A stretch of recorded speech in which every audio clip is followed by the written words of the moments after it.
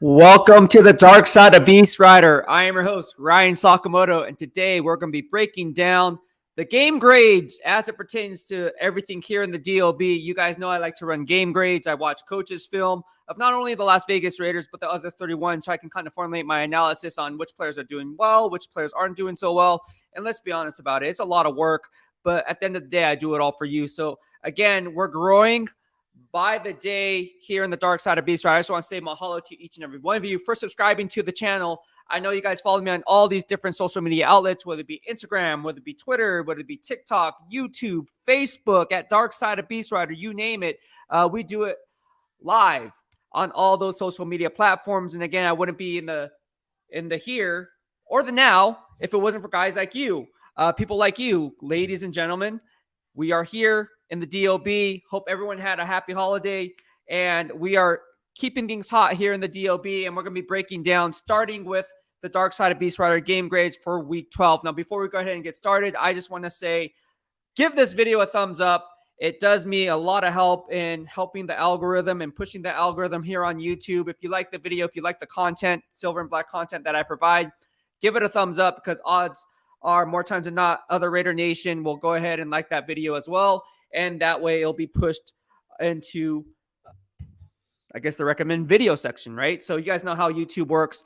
Give it a thumbs up right now if you guys don't mind, whether you're watching on your tablet, your smartphone, would be an Android or an iPhone, or what, Elon Musk is going to make a new phone now or what? I don't know what's going on with that, but that's for a different time and place. But no, like, subscribe, and share this video to all your family and friends on the social media platforms that you're on. And I understand that not all of you can watch this in real time. So again, if you're watching this after it's been recorded, mahalo to each and every one of you again.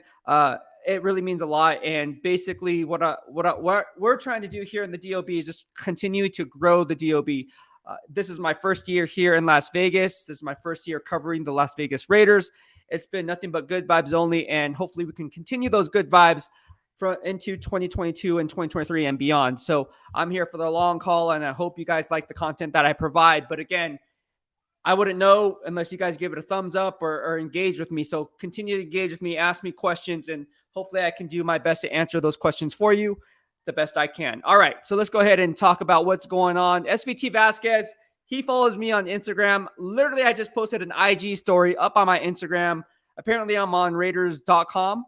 Is it Raiders.com on the YouTube in the background, making a cameo appearance on my Roll Tide Roll swag. So I shared that on my Instagram. If you guys don't follow me on Instagram, I will post my fitness gains up there as well as here on YouTube. But go ahead and follow me on Instagram. It's at BEASTwriter, just like on YouTube and Twitter. So at BEASTwriter, you can find me there, and you can see all the tricks of the trade when it comes to working out. I mean, a lot of times people go to the gym and you can watch all this, face it, you can watch all the YouTube videos you want, but no one's going to give you the ins and outs of exactly how to do something because they don't want to. That's money. That costs money, right? Like, I see it at the gym today. Like, I was at the gym right before going to Raiders headquarters, and I got my workout in, and I see these guys looking on the YouTube video and they're doing things wrong. I'm not one to ask them, hey, excuse me, sir, you're doing this wrong. But yeah, you're really going to injure yourself. So that's why I like to post these videos for educational purposes, so you guys know exactly how to perform a specific muscle group and how to kind of get the best gains possible without compromising or getting injured. So it irks me to see all these YouTube videos and people try to implement and try to copy that. And it's like, it's not going to work, dude. It's not going to work. I don't know what else to say. It's one of those things. Anyways, we're going to go ahead and talk about the game grades. But before we go ahead and do that, again, like I said, we run giveaways all day, every day. My guy right here, D-4200, won this Raider Nation rally towel, right? And how do you win? You know, send me those super chats, send me those super stickers and all of that. That's all good. Also, you know, I understand that people can't afford to send a super chat, but if you give this video a thumbs up and engage with me here on the YouTube channel, that's just as good, right? That's just as good. So again, and that's free. So we are giving away this Raider Nation rally towel. Congratulations to D Menace for winning this Raider Nation rally towel, but not to be outdone.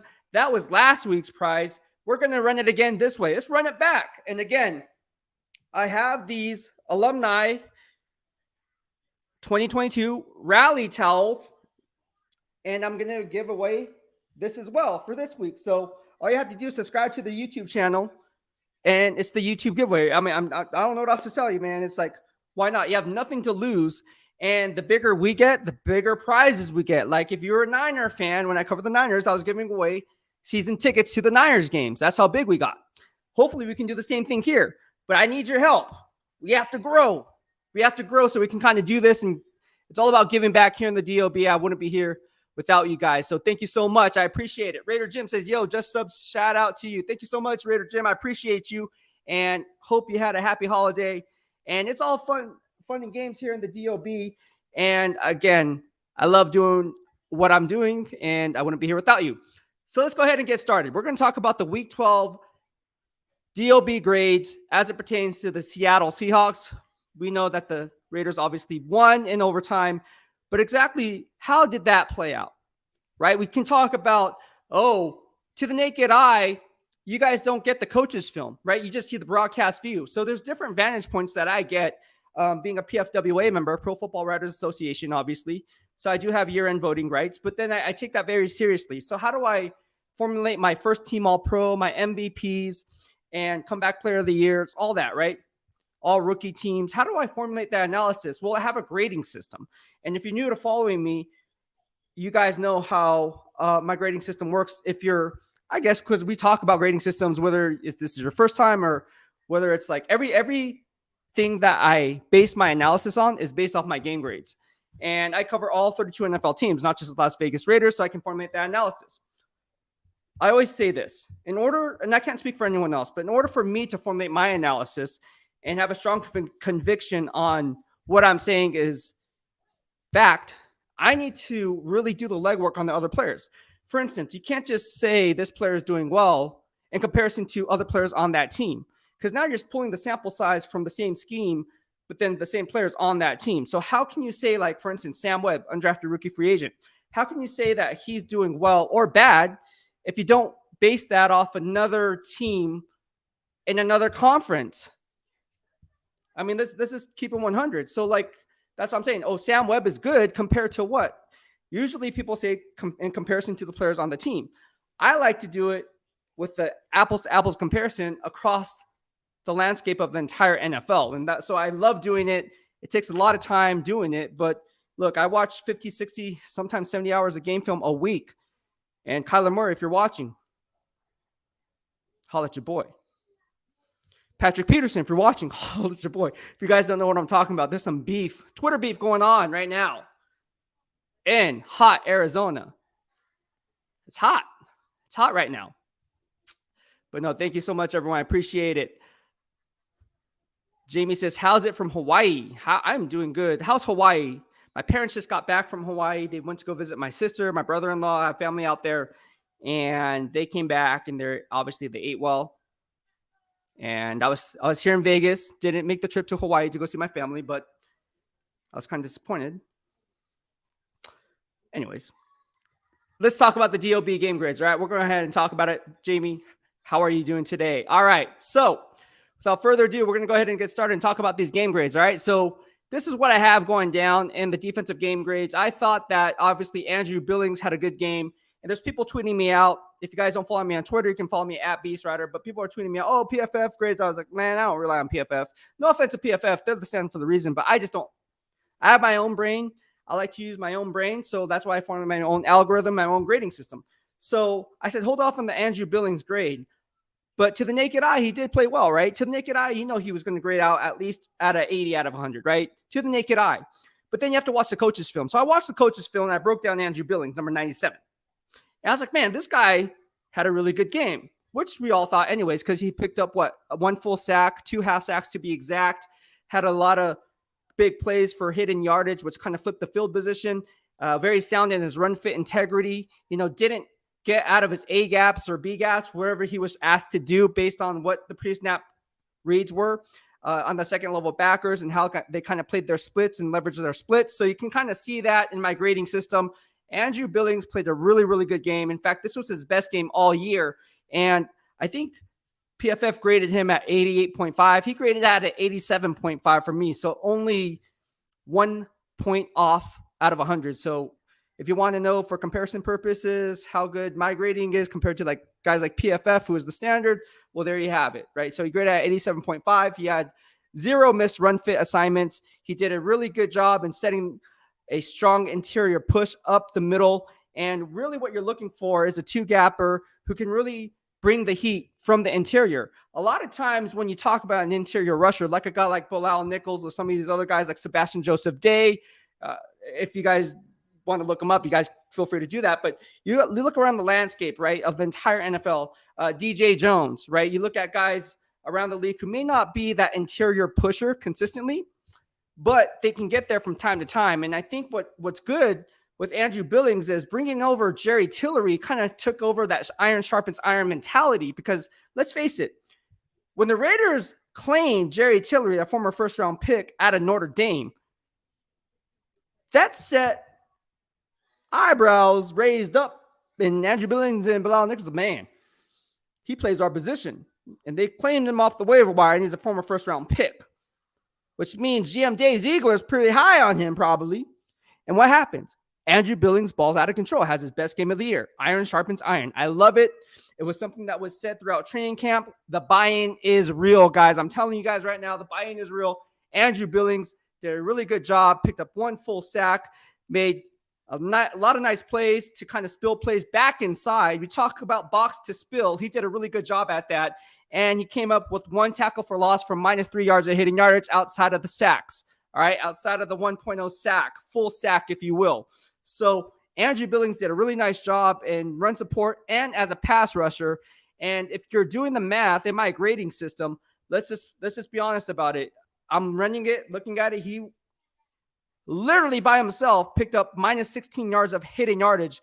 Now, a big bulk of that obviously had to come from other players like Max Crosby, who kind of created pressure on the other side.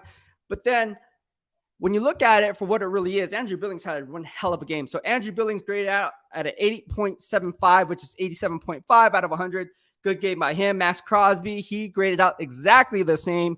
He was very sound in his run fits. And of course, we all know how he doubled up as a pass rusher, picking up 1.5 sacks for -12 yards of hitting yardage. Did a really good job in creating pressure up front. Max Crosby, by the way, as I run grades on the top edge rushers around the NFL, is my top graded edge defender. So I don't know what PFF is saying when they're saying, oh man, he's not having good grades last few weeks. No, not here in the DOB. Holla at your boy. He's graded out extremely well. And if you want to at me, come at me, whatever you want to do. But Max Crosby is maximizing his effort and really, really putting that nonstop motor to action and really silencing the haters with 1 win rep at a time. All right. So I don't want to hear about it. He's been graded extremely well. I got the grades right here if you want to see it on a snap-by-snap basis, and we can go ahead and talk about it. But again, to me, Max Crosby is in line for a first-team All-Pro selection. All right. Now, you guys can talk about, not you guys specifically, but we can talk about household names all we want. Household names is great, but some household names ain't getting it done. For instance, over the course of the season, since I run grades, Pat Surtain was graded as my #1 cornerback this year. But you know what happened when running the grades on Pat Surtain the last 2 weeks, ever since they played the Las Vegas Raiders? Let me tell you, because I run the grades on every single snap. Pat Surtain, for the second week in a row, was graded bad, poorly. Because what happened? He went up against Carolina Panthers' DJ Moore, and what happened? Well, the Carolina Panthers took a page out of the Las Vegas Raiders Coach McDaniel's playbook and say, hey, look, in that cover 3 defense, they kind of got sucked in, as in Pat Surtain, roll tide roll. I love Pat Surtain, but he got sucked in off that cover 3. What did DJ Moore do? Same exact thing. The Panthers did the same exact thing, and he got beat. So all I'm saying is this. You have to run the grades on the other players to formulate this analysis. When it comes to a guy like Max Crosby, and people say, oh, Max Crosby, so the haters come out, oh, Max Crosby's not getting it done. What game are you watching? Just your team? I don't want to hear it. Max Crosby having a Pro Bowl season. Forget that. Scratch that. He's having an all-pro season. Give me Max Crosby any day of the freaking week. Chandler Jones, on the other hand, need to pick it up. There's no question about that. I mean, to me, he's been an average player for the better half of the last 3 years. I said it in my grades. I think he's not the best in run fit integrity. And again, we all saw what he can do as a pass rusher, but again, it's very inconsistent. He'll pick up 4 or 5 sacks in one game and then kind of disappear for the next 6 or 7. Now, to check out the beast receipts, I said, I'll call myself out. I don't care. I said Chandler Jones is going to go on a tear and have 6 or 7 sacks over the course of the next 6, 7 games. That has not transpired. And I was hoping that he would kind of switch the light on and kind of be a consistent pass rusher, which you have seen the last few weeks. You've seen the pass rush in his forte. You see that happening, but you're not seeing it consistently enough. And I think that's kind of hurting the Las Vegas Raiders overall because they signed him to be the guy next to Max Crosby. Let's not get it twisted. You don't pay a guy 3-year, $51 million contract, $17 million APY guarantee to be a one-trick pony. All right? So I'm just keeping it 100. Chandler Jones needs to step it up. Hopefully he does step it up, but unfortunately this year he hasn't stepped it up. And are we going to wait another year for that to transpire and see that come to fruition? I'm not so sure. Speaking of that, let's stay on the second level backers as I read my grades. We have Denzel Perryman. And again, if you like what I have to provide, just give this video a thumbs up. I'm keeping it 100. And like I said, I'm doing it all for you guys. So thank you so much, everyone. We have some comments coming in. SVT says, Kyler is a Call of Duty guy. Yeah, that's true. That's true. Robert Pena says, I'm following you, brother. MS says, what was Clelin Ferrell's grade? Because the few times I've seen him out there, he looked like he was making the presence, putting pressure on the run and quarterback. Great question, MS. And I got the answer for you, MS. Let me just go ahead and bring up Clelin Ferrell's grade. He graded perfect 10 in run support, but didn't show much in pass rush. All right. He actually showed nothing in pass rush, but he showed up in run support. He graded out a 10, which is a perfect grade in my grading system. So he was always, again, in position, never caught out of position, stayed home, made sound plays and run fit integrity. Unfortunately, he didn't do enough in the pass rush department. So I think that's what's hurting the Las Vegas Raiders this year is the storyline of the 2022 season is the lack of pass rush. Now, we can talk about them not getting it done for a number of different reasons, whether it be injuries on the back end, whether it be not getting enough pressure up front, whether it be the middle linebacker is getting beat on the underneath routes a lot, whatever the case may be, which led to extended drives and so forth, right? We can talk about all that all we want. At the end of the day, it's all about results. The NFL is a results-based company. So get it done, right? Get it done. Is it easy? No. Can I get it done? Absolutely not. But I don't get paid millions of dollars to get it done. I get paid to talk about it. If I could get it done, hey man, I could suit up right now and get it done. No, I can't do it. But no, I thought that Clelin Ferrell had a really good game for the small sample size to pull from, and he's really have turned it on the last few games in my grading system. But again, it's a small sample size to pull from. Same with Jerry Tillery, right? I was asked by my guy Case Kiefer, and he said, I know you were in grades. What's your analysis on a guy like Jerry Tillery? I said, you know what? From the sample size to pull from, he's playing extremely well. But again, it's a small sample size to pull from. For me to assess the full body of work and exactly what you're getting with a guy like Jerry Tillery, for example, he had to miss run fit assignment against the Seahawks last game. And that's going to hurt his grade, obviously. But again, if he can get the sample size up and get the snaps up and maybe make some plays and run fits, and aside from the pass rush, right? We all know what he can bring as a pass rusher, but he didn't bring a pass rush presence, right? Last game. In fact, when I pull up the grades on him, I don't think he even had a pressure in my grading system, and he did not. So again, when you look at it for what it really is, number 90, I like what I see from him, but I need to see a bigger sample size to pull from. Now, with that being said, you look at the secondary, right? Sample size, you talk about secondary, and let's go ahead and break it down, right? So in my grading system, Sam Webb was targeted the most. He was targeted a total of 7 times, all of those going for completions. So Geno Smith really attacked him and attacked him early. And what I saw from that is they were just kind of picking on him, and he gave up 68 yards in coverage. And that's the most of any player on the team, whether it be in the secondary or whether it be an underneath defender. So to me, Sam Webb, and I was asked this by Heidi Fang, which is going to air tomorrow on Raider Nation Radio. Special shout out to Heidi. Go follow Heidi Fang on Twitter. She does a really good job covering the Las Vegas Raiders for Vegas. She's the Vegas Nation reporter for Las Vegas Review Journal. So go ahead and follow her out as well. But getting back to this podcast, Sam Webb, I like Sam Webb. He's an undrafted rookie free agent, and you have to give this guy time. Why? Well, if you understand how NFL players work and the progress and the maturation process of how everything works, the first year you're just getting acclimated to the game, right? Very few are like the Micah Parsons type, or very few are like the Pat Surtain types, right? You're learning how to just be a professional in every sense of the word. So year 2 is where you kind of hit your midseason stride, if you will, because you've already been through it the first time, right? You've already been thrown to the wolves. Sam Webb is an undrafted rookie free agent. He's doing a very good job from being an undrafted rookie free agent. Now, he's been inconsistent in his game, but I'm not going to simply say, oh, this guy is horrible. No, I think he's a really good player. I think there's NFL traits there that you can work with because he has a very strong, he's very fundamentally sound. But at the end of the day, consistency is key. So that's why I reserve the right to kind of criticize or praise a guy like Sam Webb because I'm really high on him. For the record, I'm really high on him. I like what he brings to the table, but consistency is key. And going in from year 1 to year 2, which is next year in 2023, will be crucial for his progress. All right, will be crucial for his progress. But he did kind of struggle again, and he gave up 3 first downs in my grading system, which is the most of anyone on the team. And then aside from that, like I said, Geno Smith kind of picked on him, and he gave up a big play of 27-yarder. But that being said, I like Sam Webb. He didn't grade the best. He graded out of 4 out of 10, which is 40 out of 100, and that's well below average. Rocky Yassin has been kind of struggling too. I mean, here's a boundary cornerback who I was really high on, playing at a first-team All-Pro level in my grading system, kind of tapered off the last few games. In fact, when you look at Rocky Yassin, what he has done, he got flagged for a penalty, the only flag in the secondary, a defensive holding penalty for minus 5 yards of hitting yardage. That's not good.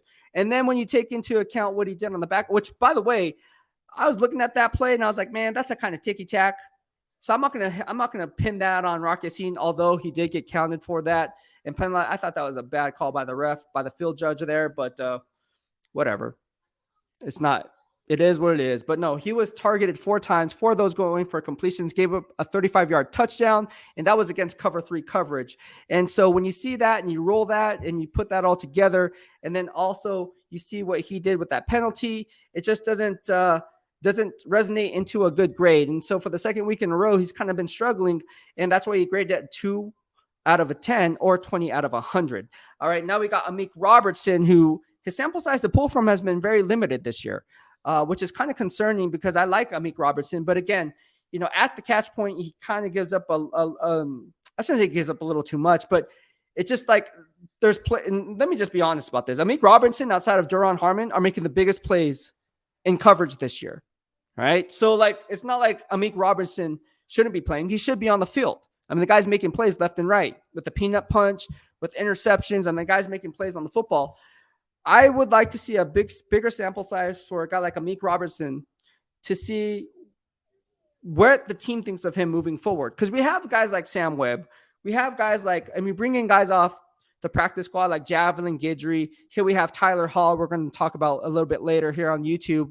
And I had the chance to meet him for the first time today. But I shouldn't say had a chance to meet him. Had first time to interview him. I met him numerous times, but had the first time to interview him today. But no, getting back to it, they're picking up these Sidney Jones. Here's another guy, healthy scratch, right? So they have guys who are very smart, very fundamentally sound football players. It's just all a matter of what GM Dave Ziegler wants and what Coach McDaniels wants in terms of teaching up these guys who they want to play, what scheme they want them in, and then how they want to play their rules of engagement and their cover shells. I mean, those are all 3 different parameters that you want to look for because, again, you can understand the cover shell, but there's different rules of engagement. And aside from that, it's not only about knowing your assignment. It's about knowing what your teammates' assignment is in case they mess up, right? We talk about the gap replace all the time. Same thing happens in the secondary. If some guy doesn't know his assignment and the guy's coming out of the flat and there's no one to take on the flat because the guy doesn't know his assignment, where you're going to slip over there because that's a check down. But odds are, if no one's coming in your zone, you're just going to go there and make that play. Now, because some grades are graded on the nearest defender, they might pin it on that guy. But it's like, nah, man, he's just helping out the fool who didn't know what he was doing. Let's keep it 100. Anyways, back to it. Anthony Averett, if you guys don't know, was sent to IR with turf toe. He is out. And obviously, they elevated Tyler Hall to the active roster, which is a good thing in my estimation. And I think that the good thing, not bad for Anthony, my guy Anthony. I love Anthony. Hope prayers up. But I'm saying good for that they have somebody to bring up and replace him. So really excited for that. But, if you look at the healthy scratches, this is what we have. We have Britton Brown, healthy scratch. Jacob Hollister, healthy scratch. Jackson Barton, healthy scratch. Neil Farrell, Matthew Butler, healthy scratch. Kendall Vickers, and Sidney Jones. So if you look at that, the 2022 draft class, there's a lot of guys that are healthy scratches. In fact, I think that's 3 rookies I just named. And Britton Brown, Neil Farrell, Matthew Butler, all drafted by the Las Vegas Raiders GM Dave Ziegler. We can talk all we want about what's going on with the Las Vegas Raiders, but there's a lot of things that are coming into play. All right.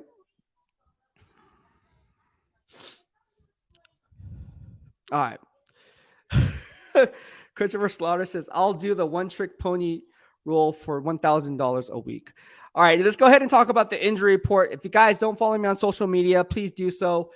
And you guys can go ahead. And also, if you guys want DOB swag like this rally towel right here, be sure to follow me on YouTube and subscribe to the channel and engage with me on this platform. All right, so here we go. All right, the injury report today was not good. All right, not good, not bad, but not good. All right, so this is what we have for the injury report. I'm just going to break it down to you. If you're on YouTube and you follow me on YouTube, it's up on the community page. I'll be posting all injury reports every single day up on the community page. If you're on Twitter, obviously I post it and put out in the tweet there for you with a graphic. And obviously on Instagram, I will post it there in my IG story and Facebook as well.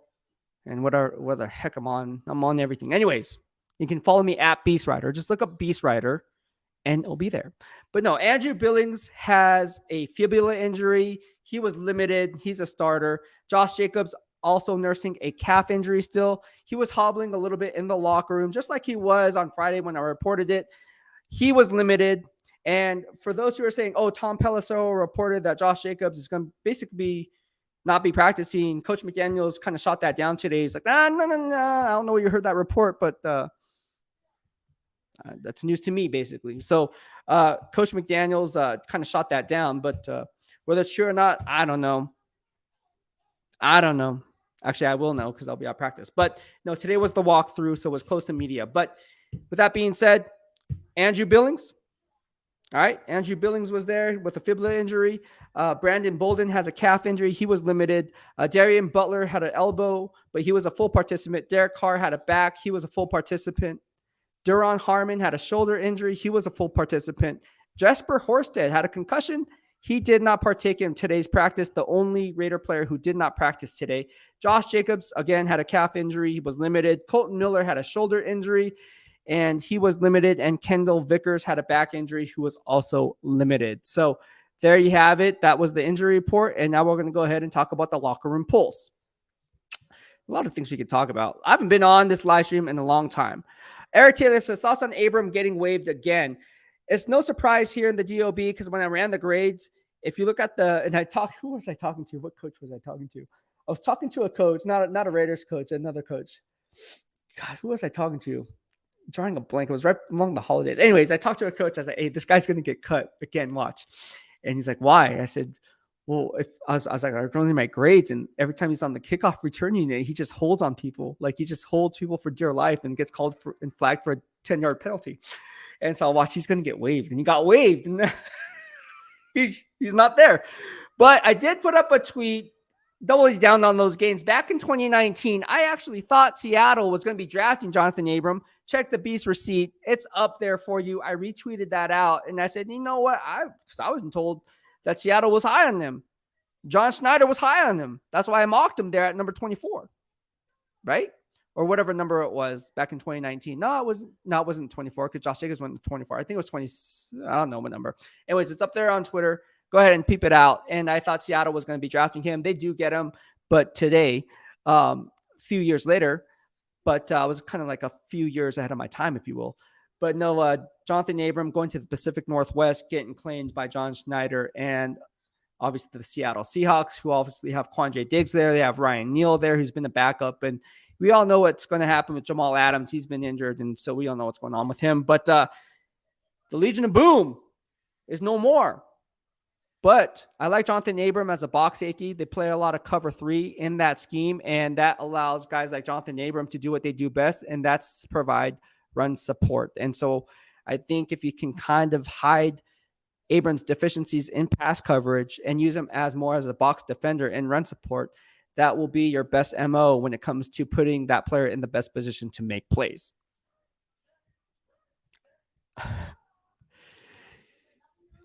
All right. So if you like it, if you like what I'm saying, give this video a thumbs up. I'm telling you guys right now, I keep it hot here in the DOB. I provide content that I think is different, unique, fresh. And again, after this is over, I'm going to be watching coaches film of the other games because I need to run game grades because I have year-end voting rights for the Pro Football Writers Association. I take that very seriously. And that's why I grade the top players around the league as well as the important ones. Not saying that other ones are important. There was a question that was asked, like, do you grade every single player? I'm like, really, bro? Like, am I a one-man PFF? Yes. But do I grade all players? That's impossible. If there's not enough hours in a day to do that. Unless you're Kyler Murray and you just say, oh, yeah, I watched that game. I spent 30 seconds on that game. Oh, yeah, I watched that game. I don't know how Kyler Murray does it. And I joke about Kyler Murray all the time. It just drives me like cuckoo because I don't know how you can go into a game. Like, you should want to study game film. Like for me, maybe that's just me and how I was raised, but I was always under the impression, you know, if you fail to prepare, you're going to be behind the 8 ball. Like, if you can go into a game watching countless hours of game film, watching tendencies, watching body language, watching tells. For instance, right? Okay. Well, Chargers are probably going to switch up the signal, but I'm just gonna call out. See, I grade every Chargers game this. Anyways, Khalil Mack. Should I do it? I don't know if I should do it because I'm pretty sure coaches will be like, "Oh man, why'd you do that?" I'm just gonna do it. Whatever. All right. In the red zone last week, Khalil Mack taps his butt. Basically, that's a tell because he's going to be chipping the guy coming out of the flat. And what he's going to do is once he comes out of the flat, he's going to allow the guy behind him to take on that receiver. All right. Same thing with this. You know, a team does this. I'm not going to name the team. This means a tackle and stunt at the line of scrimmage. You see other players do this. They rub their chest. That usually means man-to-man on one scheme, or it can mean a different rules of engagement on another. And then also, you could do a lot of reverse psychology. So as I'm saying this right now, this may not be man. It might be cover 3 zone. It might be cover 3 cloud. It might be cover 3 buzz. People go like this. People point to the sky. Means it's going to be a pass. Or they can point to the sky, and it could be a run the next week. You just got to know. I watch a lot of game film. Waller coming back this season is the one player that hinted that he is the one dodging injury. That Raiders beat article again today, though. That Raider beat article. I don't know what Raiders beat is, though. Is Raiders beat even at headquarters? I don't know. But I didn't read the article. So I don't know. I don't know, man. But he said what? Even though Carr said it was not him, if not who. I don't know who it is. Maybe Raider Beat would know, but I don't know. I have no idea. All right. So Don says Anthony Everett reminds me of Damon Arnett. Ouch. Albuquerque Turkey says, God bless the Raiders for beating the Sea Chickens. Now the 49ers are in first place. The 49ers are in first place. And they're doing really well. D-Mess says, join the DOB family here on YouTube. Yeah, join us on YouTube. Subscribe to the YouTube channel. And hit the bell notification so you get notified when we go live, when we upload content. Javi Ramirez says, this draft class doesn't seem great. Well, I think it's too early to tell. Again, year 2 is when I'm really going to start hitting it hard. Training camp, I'm going to be like, look, this can't happen 2 years in a row, bro. It can't happen. But for whatever reason, these players are not playing. They're healthy scratches. And I talked about it with Zeus White today. I said, hey, man, If you guys haven't seen the YouTube video of the locker pulse today, when I talked to Tyler Hall and Zeus White today in the locker room, I like to get in the pulse. It's called Pulse of the Locker Room, right? So I walk in, I'm like, man, all right. As soon as I done, okay, who's here? First of all, who's here that I can talk to? And I really just go in with the game plan and have questions to ask, right? So I asked Zeus White, man, hey, man, you've been a healthy scratch. And other times you've been active. How do you stay motivated? Like, what makes you tick? You know what he told me? He said, hey, man, my mom instilled in me at a very young age, since I was 9 or 10 years old, go hard or go home. Basically, whatever you do, take those mental reps, take it in stride, whether it be practice or in game, and practice as if you're going to be the guy, right? And so that's what I like about Zeus White. And we all saw what Zeus White did against Seattle Seahawks. I loved it. He had a couple big runs. And you know what he did? This is a really, really cool thing that he did. I said, Zeus, and you guys can watch this after this video concludes on this live stream, and you guys can go back and see what I had to say about the interview with Zeus White. But I asked him, I said, hey, you had a couple big runs, man. And he's like, yeah. And so I was like, well, what did you see on those plays to make you hit that hole hard, right? And basically, he's like, man, the offensive line blew up those holes. It was the offensive line. He gave credit to the offensive line. He never once said, oh, yeah, you know what? That was all me. That was all Zeus. No, he wasn't like that. He was like, nah, man, it was every one of those offensive linemen opening the hole for me to see that the vision to hit the hole, see the hole, hit the hole, and boom, off to the races. And so I thought that was very mature. For you guys got to remember, Zeus White's a rookie. His rookie season's not even over yet. For him to give that kind of response and that kind of answer means one thing. He's a team player. He's not a me player. He's a team player. And as cliche as that sounds, that's true. And that's what you look for the Raider way, right? And I talked about it with Matthew Butler. And you guys see the interviews with Matthew Butler or Neil Farrell, right? They all talk about it's a process. It's about being patient, right? The coaching staff wants them to be patient, but then also learning, right? Learning the game, the why behind the reasoning. Why are they doing the things that they do throughout practice? So when game time does roll around, they know what to do with no drop off in production. I think that's something that often gets overlooked sometimes. And I think here in the DOB, I don't want that to happen. I don't want people to think that this 2022 draft class is a bust, because it's not. You look at guys like Dylan Parham. You look at guys like Matthew Butler. You look at guys like Zeus White, Neil Farrell, right? Brenton Brown. All these guys that I talked to on the day. In fact, I talked to Brenton today. I talk to these guys daily, all right? Every single day, because I want to see where their head's at, right? Because let's face it, it can be easy to be unmotivated to want to play the game when you're not being active and you yourself are giving it all. No one in their right mind is going to say, I'm not giving it my all. If you are, there's something wrong with you. I think everybody in that locker room is giving it their all, but sometimes it could be unmotivating because at the end of the day, it's like you're giving your all, you're listening to the coaching staff. At the end of the day, you're still not being active. Why is that? Well, you're not getting that with these guys. They're not saying, oh, why me? Why am I not active? They're actively trying to say, you know what? It's on me. I need to do what I need to do to be active. I need to do what I need to do to show the coaching staff to place their trust in me. I know that I need to do, maybe I need to work harder. Maybe I need to hit the weights a little bit harder. Maybe I need to come in early a little bit, right? So the rookie draft class in 2022, I love it. I love this rookie draft class. When you look at the draft, go look at the draft right now. All right. Everybody can talk about it in hindsight. In real time, I think this draft class is doing a really good job. And maybe because I'm there every day talking to the players and kind of gauging where their interest level is at. But aside from that, they're very, very smart. They're very, very smart. And GM Dave Ziegler, and credit to GM Dave Ziegler and that scouting department for doing a hell of a job in getting these guys going. Now, people can say, oh, man, these guys are busts. Really? How are you going to call a guy a bust in his rookie season? Like I said, the best progress, and I talked about it with Coach Belichick. Remember enjoying practice when I talked to Coach Belichick about Christian Barmore, Roll Tide Roll? I knew the answer he was going to give going in from year 1 to year 2, but I wanted to hear it from Coach Belichick so that you guys here in the DOB can also hear it from the greatest coach to ever coach the game, my opinion. Right? So don't be so set on these rookies, whether it be like, oh man, we should have drafted Tariq Woolen, who the Raiders were high on. All right.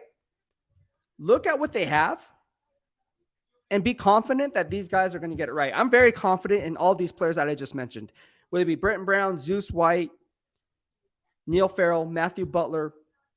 List goes on and on. Dylan Parham, of course, but he's been playing, so I'm not going to harp too much on him because he's already an in-trend starter and doing a hell of a job. So I love this rookie class. I do. I think they did a really good job. All right. SVT Vasquez says, Coach McDaniel is scheming up some great plays. The flea flicker to Matt Collins was perfect. Yeah, and I broke that down on Twitter. Again, watching the coach's film, I talked about that flea flicker, how they caught, again, Tariq Woolen flat-footed. And what happened there was Davante Adams took away in that cover 3 scheme, took away Tariq Woolen and that single high safety. So when you did that, that allowed Matt Collins to kind of run underneath. And there was open real estate to work on the boundary because Tariq Woolen was staying on this hip of Davante Adams in a slightly trail mode and neglected his zone coverage. We kind of saw the same thing with Pat Surtain, right? The week prior. So everyone's saying, oh, Coach McDaniel sucks. He's the bruh. Coach McDaniel is one of the best play callers in the entire NFL, bro. Like, I'm just telling you right now, like what are you talking about? Like, Coach McDaniel is one of the best play callers in the NFL. I'm just keeping 100. You can come at me if you want. I don't care. Off topic. Do you think we draft a quarterback to learn behind DC this year at any point in the draft? You know what? I like Bryce Young. I like CJ Stroud, but I like Bryce Young better. I think if they do hold a top 5 pick and they want to go that route, which I don't know what GM Jay Ziegler is going to do, my best option is always, again, draft is my favorite part of the year. You guys think I'm good with this stuff? Nah, the draft is where it's at. I beat Mel Kiper. I beat Todd McShay. I beat Charles Davis. All the top guys, I've been beating them for the last 2 years in mock drafts. I'm telling you. The proof's in the pudding. It's right there. But anyways, you guys wouldn't know that because you guys are new to follow me. But it's all up there. If you guys want to see my Beast receipts or if you can subscribe to the BEASTwriter Plus newsletter, it's all up there. Getting back to it, look, my thing is you want more darts at the board. Logically, right? And we talk about the valuation chart, right? We always talk about the valuation chart.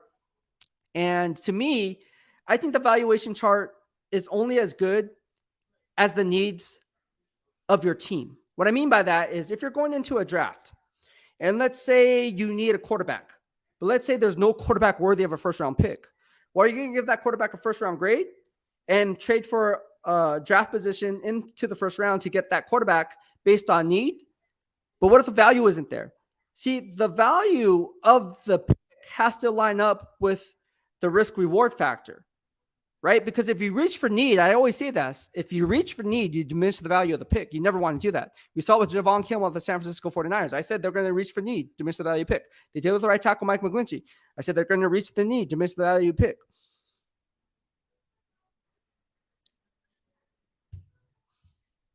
So for me, if they hold a top 5 pick and they want a quarterback, go ahead and get that guy Bryce Young. Go ahead and get that guy CJ Stroud, right?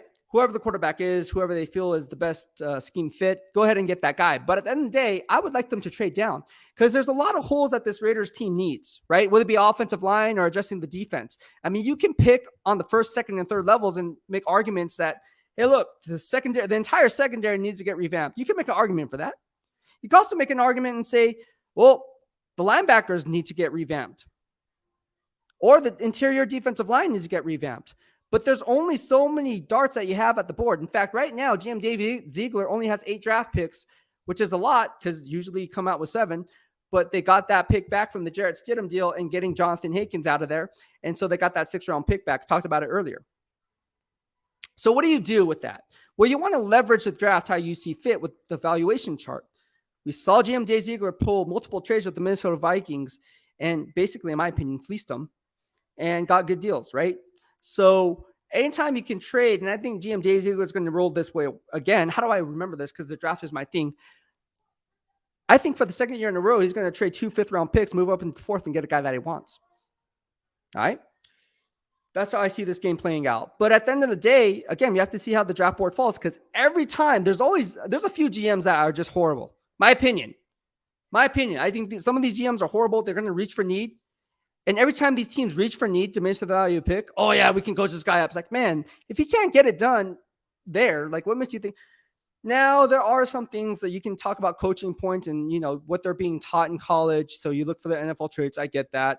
But at the end of the day, it's like some things are just like some things. Like down in the trenches, that's kind of like an easy position to play in terms of like learning your technique. Like if you don't know how to 2-gap or 1-gap and ID the ball carrier in the back, that's fundamentals. Like you should be able to know that by the time you reach your junior season in the NFL or in college.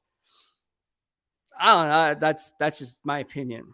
But yeah, no, I like the idea of getting a quarterback. I do. But I like the idea of filling as many holes as possible by bringing in guys who you think can fit your scheme the best. And I think in doing so and having more darts at the board, trading out of the top 10 and possibly picking up a later round pick might be beneficial because now you're really leveraging the draft through homegrown talent. And that's exactly how you want to build your football team. You don't want to reach out in free agency and just say, okay, man, let's plug this hole. Let's plug this hole. Let's plug this hole. Let's do this. What happens when you do that is, again, you're putting your financial strain on the free agent market instead of leveraging the cap how you see fit with the draft. If you select well in the draft, you can now complement the missing pieces in free agency. I think that's the way to do it. Too many times over, you see these GMs hit the panic button. One, because they're on the hot seat. They're like, screw it, man. I'm not going to be here next year. I'm just going to aim for the fences. And then that's where you see teams go sour. And then it puts the team in another hole for the next 2 to 3 years because obviously they have salary cap hell to deal with. Not salary cap health.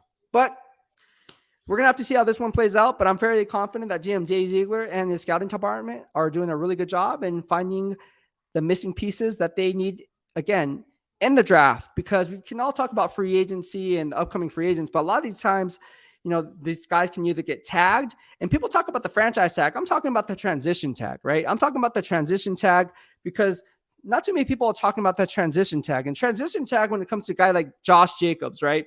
Let's go ahead and talk about it. So Josh Jacobs, I talked about it with Heidi Fang today, which is going to air tomorrow on Raider Nation Radio. But I talked about Josh Jacobs, and she asked me, she's like, what do you see Josh Jacobs' future at? Obviously I'm a big Roll Tide Roll fan, so I want Josh Jacobs here to stay in Las Vegas for selfish reasons, right? Tweeted this out and got a lot of retweets and likes and so forth. But he's a true professional both on and off the football field, number one. And if you're looking to instill a cultural identity where leaders lead by example, Josh Jacobs is that guy. The production on the field speaks for itself. He's number one in rushing. He's number one in first downs. He's going to top 2,000 scrimmage yards, or at least on pace to. He's one of 7 backs in NFL history, right, to go over 2,000 scrimmage yards and have 7+ rush touchdowns in his first, 1,200 scrimmage yards and 7+ rush touchdowns in his first 4 seasons. Let me repeat that. Josh Jacobs is one of 7 running backs in NFL history to top 1,200 scrimmage yards and have 7+ rushing touchdowns in each of his first 4 seasons. You know who the other 6 are? 5 of the 6 are Hall of Famers. The other one is not even eligible yet, and that's Adrian Peterson. But the other ones are Eric Dickerson, Earl Campbell, Barry Sanders, LaDainian Tomlinson, Terrell Davis, and of course, Adrian Peterson. All right. 5 of those 6 are already in the Hall of Fame. AP is definitely going to get in. He's just not eligible yet. So with that being said, you don't think Josh Jacobs is going to be looking at this with his agent and be like, hey, look, I just did something that only 7 running backs have done in NFL history. And then GM Jay Ziegler is going to come around and be like, hey, look. I'm joking about this, but no, literally the running back position is short-lived, right? Let's just be honest about it. The running back position is short-lived. It's a pass-happy NFL. Gone are the days of the early 90s where you had like a Ricky Waters or you had, I don't know, name a running back. Back in the Thurman Thomas. Gone are the days where you had a featured Barry Sanders, of course, but gone are the days where you had a featured back of Natron Means. Since they played the Chargers, let's bring up Natron Means, number 20. But gone are the days where you had that featured back. Now it's more like, okay, well, it's all about fantasy football now and pass happy NFL and players get hurt. So anyways, because Josh Jacobs is so young, I think he does have tread on his tires, but he's young enough that he can kind of earn that second contract here in Las Vegas. But I think GM Dave Ziegler is looking at it and saying, hey, look, the running back position's short-lived. There's a lot of wear on his tires, and we drafted Zeus White and Britton Brown for a reason. So you can kind of work that dynamic and see what they can do. But let's be honest about this. Are we confident that Josh Jacobs, taking him out of that offense, that Zeus White can even replicate 70% of that production? I don't think so, and here's why. Because Josh Jacobs, what he's doing, and no offense to the offensive line, I like them as people, but if Josh Jacobs really had an offensive line, just think what his numbers would be. He doesn't have an offensive line, and look what he's producing. So to think that Zeus White can even replicate even 65% of that production would be kind of a head scratcher to me, because again, Josh Jacobs has been in the NFL for 3 more seasons, and he understands exactly, well, running concepts and so forth, right? Power-based run scheme and so forth. Not saying Zeus White doesn't, because in the power-based run scheme, you have to have elite vision, and both those players have that. But at the end of the day, it's like I would be kind of on the fence on not extending Josh Jacobs. Now, people are talking about giving him the franchise tag. I say, no, give him the transition tag. And the reason I say transition tag is because, look, the Raiders are already prepared to move on from Josh Jacobs, because they wouldn't draft Zeus White and Britton Brown for no reason and keep 5 running backs on their roster. But aside from that, if they were to extend Josh Jacobs and give him that 5th-year option, that would be upwards of $10 million. Wouldn't you think that they would have done that already and gave him that 5th-year option going into Coach McDaniel's first year? Because let's be honest about this. If they were to franchise tag him, isn't that the number that it would be right now anyways? So they were already prepared with a number in mind on what Josh Jacobs' value is worth. And I said this during training camp. I said Josh Jacobs will likely outplay his weight of the Las Vegas Raiders, because he's going to go over 1,800 scrimmage yards. It's all in the Beast receipts. It's all here on YouTube. I said it during training camp. And I say he's going to earn that contract. He's going to get paid. He's going to be a top 5 running back in the NFL, and he's going to get paid. Now, whether it be in Las Vegas or somewhere else, I want to be in Vegas, but we don't know. We don't know how that's going to play out. Ultimately, it comes down to how much money. And we talk about front-loaded money versus back-loaded money. We can talk about the form of kind of moving some money around in the form of a roster bonus, transition that into the form of a signing bonus spread over the lifelong of the contract. We can kind of manipulate the salary cap how we see fit. But at the end of the day, let's be honest, Josh Jacobs is earning that second contract, and he's already earned that bread up front. So if you're Josh Jacobs, from his perspective, because NFL is a business, wouldn't you be like, hey man, I'm not going to take a backloaded contract. I want some guarantees up front. Because I've earned that. Now, if you're a crappy player or a borderline player, then there's leverage on the GM's perspective to say, hey, look, we haven't seen enough from you, been injured too much. Durability is key, and you're not being durable. So we're going to give you a backloaded contract. Then that's where it kind of, okay, yeah, we'll let's see what you get on the open market. Probably not much more, right? Because you're not durable enough. So that's why I think Josh Jacobs' contract's a little bit different. And that's why you think you slap him with the transition tag, because instead of giving him top 5 money, you're giving him top 10 money at the position. When you give him top 10 money at the position instead of top 5 money, you're looking at anywhere of upwards of $1.5 to $2 million difference annual per year. And what you're doing is they're already, like, let's face it, they're already ready to move on from Josh Jacobs if need be. So if Josh Jacobs was to sign the transition tag and then get an offer elsewhere, well, the Raiders can match that offer. They can match it. But if it's too rich for their blood, then they can say, okay, we're going to move on. If you give them the transition tag, which I don't see that happening, but if they did, you're giving them 1.75 or whatever that number is, more annual per year for that 1 year. And then you can negotiate compensation. But let's be honest about it. What kind of, if you're a GM and you're going into it and you know that the team already declined your 5th-year option, if it was me, I would play the waiting game and be like, okay, let's see what they're going to do first before, because odds are, I don't think they're going to franchise tag him. I think they're going to give him a transition tag, if any tag at all, and let him test free agent waters and see what he can get on the open market, which he'll command top dollar, and he'll probably get it with a team like the Baltimore Ravens or the Buffalo Bills or even the Philadelphia Eagles. You never know, because they're just right there. Anytime you're missing that one piece, look at GM Howie Roseman, good GM. Brandon Beane, good GM. All right. Eric DeCosta for the Baltimore Ravens, good GM. I have grades on GMs too, just like to do the players. Very good GMs, I just mentioned. That being said, you don't think these guys are going to be, hey, look, this guy could be the missing link? We all saw what John Lynch did with the Christian McCaffrey deal, although I think they gave up too much. But hey, they got their CMC. Anything can happen. Anything can happen. I just hope Josh Jacobs stays here in Las Vegas. That's all I got to say about that. Oh, man. All right. So if you guys like what I had to say, smash the like button. We've been on for an hour, exactly an hour and 11 seconds. And again, if you want to support, you guys can do that. There's a super sticker and super chat here on YouTube. If you like what we have to provide, you guys can go ahead and send me a super chat or super sticker, and I will see that and answer any questions you have. So if you have a question, I'm getting a lot of questions here, but if you have a question and you want it answered, send me a super chat or a super sticker, and I'll be more than happy to answer that question for you. All right. All right, so let's see here. We got Psycho Jackal says, thumbs up, people. Rocker Corey says, what's up, Beast? Look at that.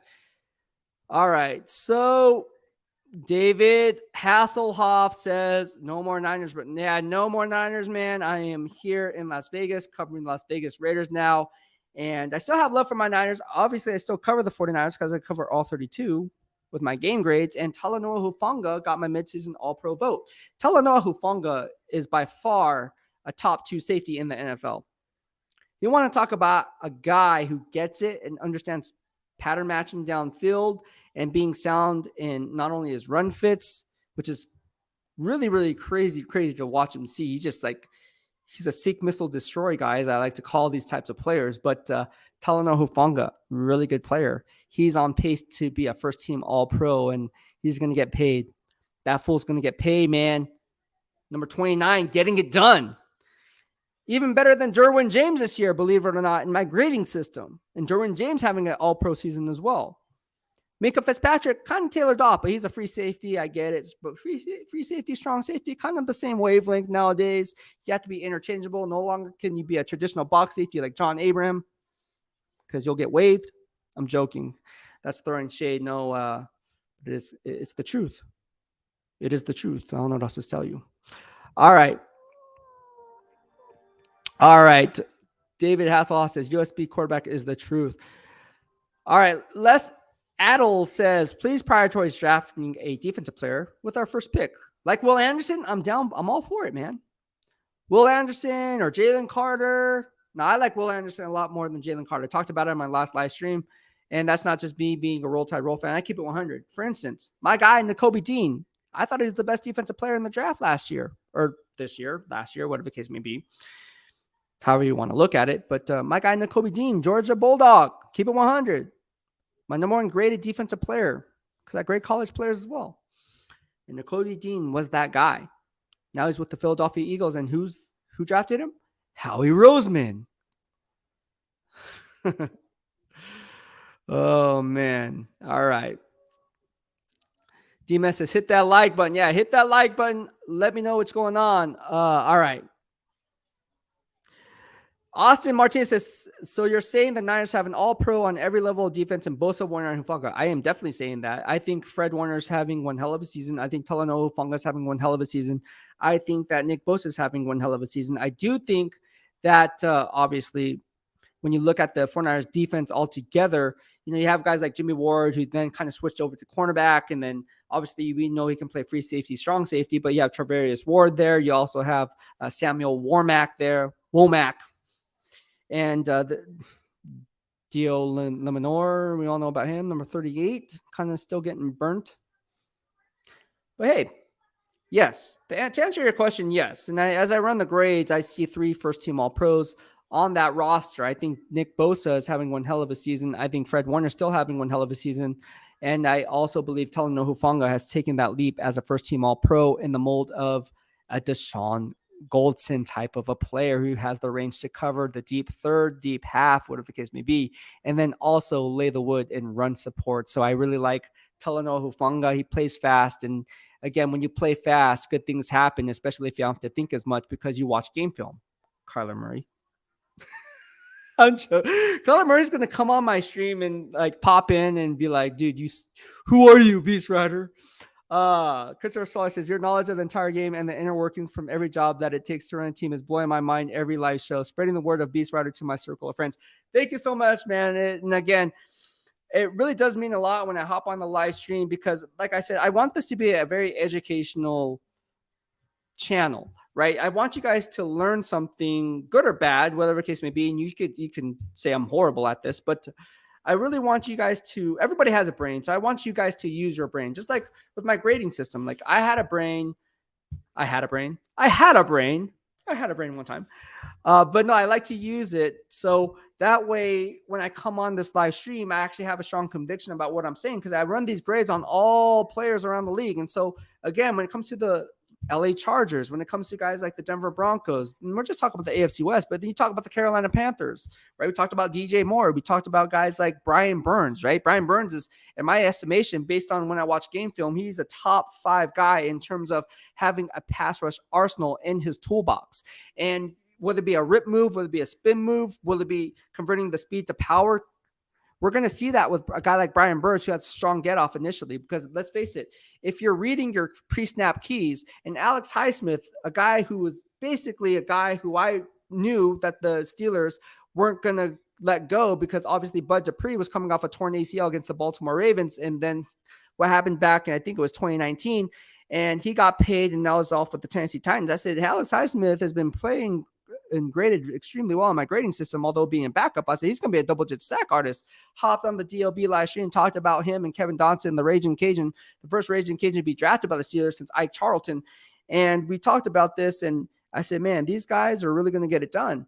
And so now you fast forward today and look at Alex Highsmith. He's just getting it done, even without TJ Watt. He's actually coming into his own. So you look at guys that the Steelers are doing, and again, obviously, GM Kevin Colbert's no longer there, but you have Omar Khan, who's done a really good job, and bringing guys like Larry Ogunjobi, right? They're stealing one guy from the division rival, and you kill 2 birds with 1 stone, right? And so you get guys like that. You also have guys like I said, Alex Highsmith, TJ Watt, Minkah Fitzpatrick. The secondary needs some help on the boundary cornerback position. They can been kind of been banged up with guys like Arthur Mallette and Akilla Witherspoon and some of these other pieces, Cam Sutton.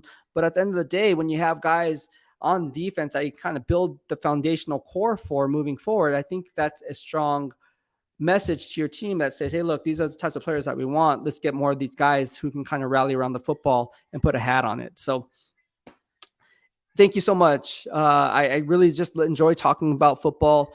And like I said, a lot of it comes down to watching film. Watching film is very, very, I'll be sitting down with my girlfriend here and she sees me on the computer and she's like, why are the lights off? I'm like, I'm watching film.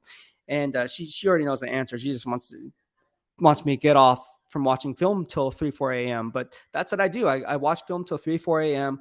I drink a lot of coffee. That's what I'm drinking here. I drink coffee all day, every day. Probably not the best for me, but whatever. I have to stay up. I want to stay up. I want to grind it out. And again, I do it all for you guys because I want you guys to learn something other than just the team that you're rooting for. So whether it be the Las Vegas Raiders or the Carolina Panthers or the San Francisco 49ers, I want you guys to really have an understanding. Hey, look, there's other teams around the NFL. So like when you praise or criticize a player, at least do the legwork and have the respect of the player to do the legwork and watch every single snap and then grade that snap. So again, obviously on top of that, you have to know what to look for in order to grade that snap. But I've had help from a lot of different people, GMs, scouts, obviously, coaches, and he kind of helped me and what to look for and everything. And so, this is years ago. You're talking about 10, 12 years ago. And then from there, you just continue to watch film, whether it be high school film, whether it be college film. And so then you can kind of formulate and say, oh, okay, I can kind of see what the coach is saying here. And then when you go out in training camp and watch practice and see the techniques, and that's why, that's when my Twitter was blowing up and everything on Bleacher Report and everything. And we're picking up thousands of followers literally by the day. And so I was showing you guys the fundamentals, right? Scheme is one thing, but fundamentals is another. Fundamentals is like, no, man, that's like, there's no scheme involved in that with one-on-one drills. Like, it's just one-on-one. It's like, it's fundamental, dude. So, but you have to know what techniques they're using in order to cite those fundamentals. And so that's what I like to do. So when the guy like Brian Burns, and I say, oh man, he's attacking that outside shoulder, and then he comes back inside using the offensive tackle's momentum against him, and then comes in with the inside rip.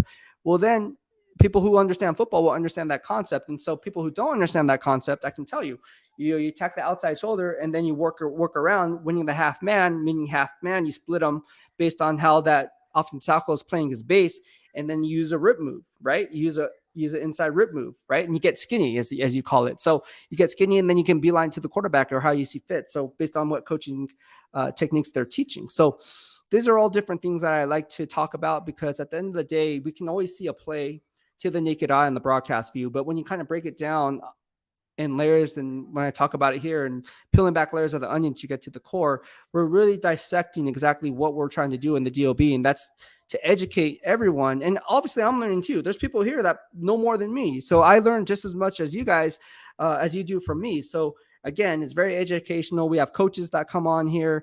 We have players that come on here during the off season, and then we just talk football. We talk football on to gain a better understanding for all you guys, exactly what's going on in terms of and how it relates to the entire NFL. So I like it. I like it. All right. So Dennis says, what do you think about picking up Terrell Basham? Terrell Basham was picked up by us. I didn't know that. I'm doing a live stream. I did. Let me see. Let me check my email. Did we get that? Terrell Basham? Let me look on my. Oh, an email did come through.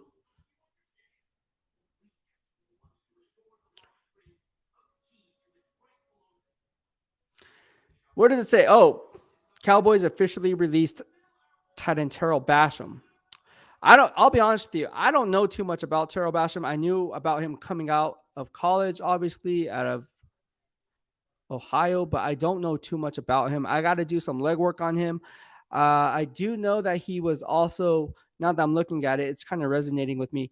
Yeah, he was a third round pick right here by GM Chris Ballard back in 2017. GM Chris Ballard, another great GM, I think, in my opinion. I think he does a really good job in getting guys like Shaquille Leonard, trading for guys like DeForest Buckner, and then obviously bringing guys like Yannick Ngakoue. But getting back to it, I don't know too much about Terrell Basham. When I ran the grades, and now that I'm thinking about it, back in 2018, and then obviously he played for the New York Jets, I have to see more work from him. So I don't know too much about him.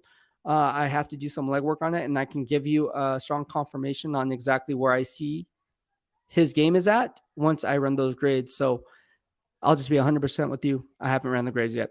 SFT Vasquez, the way things are playing out, we might not get a top 10 pick. What do you think of us drafting Brian Bresee in the first round? I like Brian Bresee. I liked him coming out. Now, I believe, if I'm not mistaken, towards ACL 2 years ago.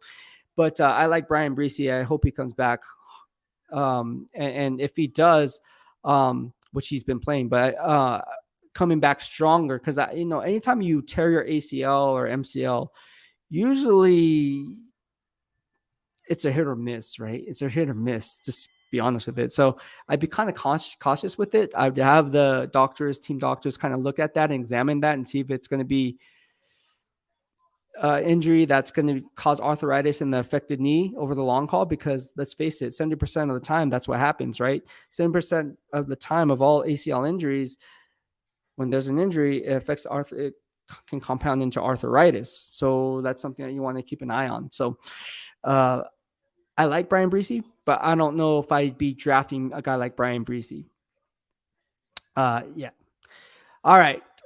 Daniel says, Beast always drops mad knowledge. His depth of knowledge and understanding is amazing. I'd love to be on his head as he breaks down film. You know what? Like the film study, and I've been asked this even when I was covering the Niners, like they want me to break it down. Unfortunately, I do not have the software, because the software, and my guy, What's Up G, who is also a moderator on here, just like you, Daniel, he actually followed me from the 49ers, just like you, here on YouTube, and we kind of met and became good friends. But we were kind of doing the legwork on trying to get the actual program, and it cost upwards of $5,000-$6,000 to get the actual programming down to a science because I don't have the bandwidth or the time to kind of break it down and then kind of cut up in clips exactly what's going on. I actually want to do it, like have it right here and actually like show you, oh, on this play, this is what's going on. So yeah, so we're saving money on YouTube. All the super chats, all the super stickers that we're getting, we're kind of saving that along with these road trips and kind of putting it in a fund here. And so once we get enough of that, we can go ahead and provide those game film breakdowns for you. But yeah, it's expensive. It's not cheap. It's not cheap at all. Definitely not cheap. All right. Awesome. I says, what do you think about Abram getting picked up by Seattle? I think he will get snaps on defense. I think he'll get snaps on defense. Like I said, if you follow me on Twitter at BEASTwriter, I said he was going to be drafted by the Seattle Seahawks back in 2019. They end up claiming him just 3 years later. So I was a little bit ahead of my time, but that's where he went. And he is a traditional box safety, which is good for that cover 3 base defense. Obviously, they run a 34 base defense under Clinton Hurt, but in all honesty, I like what they have going on there. And Seattle is always going to be fundamentally sound simply because they have Pete Carroll. They're a shoulder leverage tackling team. They do a really good job in leveraging those tackles. And Jonathan Abram obviously has learned a lot from Coach Graham and how to kind of hunt and gather those techniques and hunting down the ball carrier and using the sideline as an extra defender. So yeah, I mean, Jonathan Abram, good. Best of luck to him. Best of luck to him. All right. I think that's going to wrap up this live stream. I hope you guys liked what I had to say. If you did, please hit the like button. And also, if you're new, subscribe to the YouTube channel here on YouTube so you'll be entered for our Dark Side of BEASTwriter weekly YouTube giveaways. And again, if you're watching this post live stream, do yourself a favor and share this video. And also, if you like it, if you don't like it, don't share the video. But if you like it, share the video on your Facebook, on your Twitter, and that's how we're going to grow the DOB family. And the bigger we get, the bigger the prizes. So again, we run Dark Side of BEASTwriter giveaways weekly, and we're giving away this 2022 towel, and we already gave this Raider Nation Rally towel to Dennis Murdoch just for subscribing to the YouTube channel and engaging with us here on YouTube. Thank you so much. Speaking of Dennis, thank you so much for the super chat, my guy. And yes, I saw your YouTube comment. We are definitely going to try to get together. I know you come in on Saturday for the game, so let's go ahead and meet up. I love meeting the DOB family. That's what it's all about. It's all about, aside from it being educational, I love meeting the DOB family. I don't call it, followers or subscribers. I call you guys family, man. When you're in here, you're family. It's all about the good vibes only.